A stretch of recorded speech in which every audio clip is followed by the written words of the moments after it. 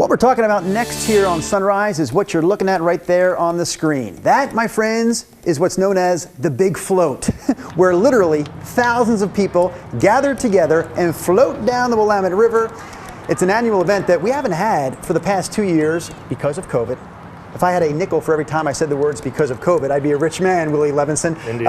Willie is the ringleader, so to speak, of not only the Big Float, but also the nonprofit that is essentially beneficiary of the Big Float. It's known as Human Access Project. So we have friends of the Big Float here in the studio with us this morning as well. As long as you're here, let's hear from you. Are you excited about the Big Float? Yeah! Willie, now I address you, the ringleader. Yes. For people who are new to the area or who have never experienced this Big Float, tell me what it's all about.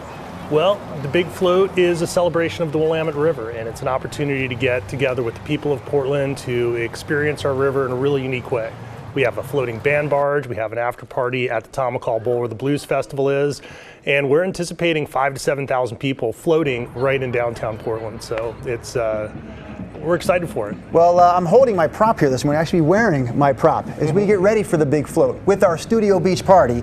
I also mentioned another word, or a few words, Human Access Project. So this is the nonprofit that you started years ago. I want to say 12 years ago. Correct. The Big Float is part of this, but overall, what is the Human Access Project really all about? So the mission of Human Access Project is transforming Portland's relationship with the Willamette River. And that's really why we started the Big Float in the first place, is that when we started 12 years ago, people really routinely would make jokes about the water quality of the Willamette River. And we came together as volunteers. I just got a bunch of friends together and said, you know what, we can impact this. And the thought was that because of the Big Pipe Project, because of all of the environmental restoration that's been done over the past 60 years, the Willamette's now safe for swimming, but the public wasn't quite getting it. So being able to get 5,000 to 7,000 people on the river and giving people a chance to experience the Willamette in a positive way, it's really had the impact that we were looking to have. We're going to have more with you coming up in the 6 o'clock hour, but we still have a minute left here. And I want to ask you about some of the things that you have been able to do in these past 12 years. Because when I first met Willie, I thought, my goodness, this guy is over the top. He's also very passionate about the Willamette River, but I really thought some of the ideas you had were just far-fetched, too far out there. Yeah. You've made things happen. Give me a few examples of things you've been able to do in the last 12 years. Well, for me with the Big Float, it was really important that it felt like a movement disguised as a party. This was ultimately initially a way to trick kids to eating their vegetables by getting everyone together, having a big group float, and that became a platform to be able to get some big things done. We opened up Poets Beach in downtown Portland, Portland's first downtown recognized beach. Audrey McCall Beach on the east side. We converted the Kevin Duckworth dock from a motorized dock to a non-motorized dock, which is maybe Portland's best swimming hole in Portland.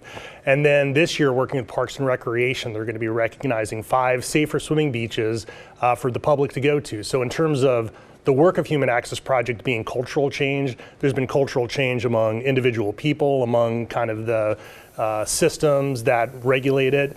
And yeah, a lot of work's been done, but it's really because of the people who have participated in the Big Float to give us this platform.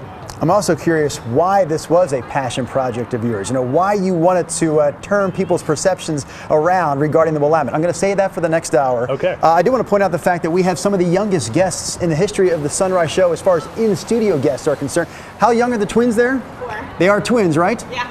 I'm very familiar with twins, But note too that they are in 3 bucket life jackets. It's really important to get life jackets, particularly on kids, because that is your highest drowning rate for recreation in general. So we have 2 great models demonstrating. Standing up. These are 2 bucket life jackets because they're teenier, but. She does have her bottom structure here too. Well, I should also point out real quickly before we toss it to Rod that you do need to register for the Big Float, and you do need to bring a flotation device. You need to have that flotation device, a life preserver, if you will. So there are the details one more time, Rod Hill. It's next month, Sunday, July 10th, all day, downtown Portland. $10 through June 30th, and then it goes up to $13 July 1st. So register by June 30th, save a little money for something at the after party.